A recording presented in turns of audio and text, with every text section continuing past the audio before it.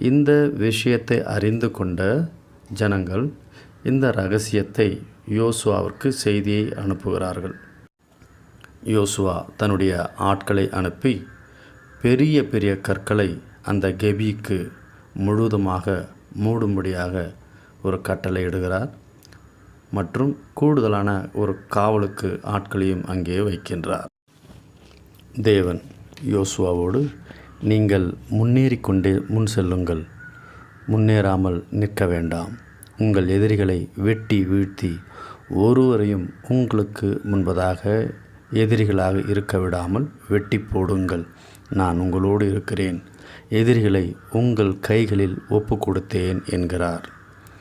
யோசுவாவும் இஸ்ரவேலர்களும் மிகப்பெரிய இரத்தம் வெள்ளம் ஓடும் விதமாக போரினால் எதிரி தேசத்தார் செத்து மடிந்தார்கள். இந்த போரில் சாகாமல்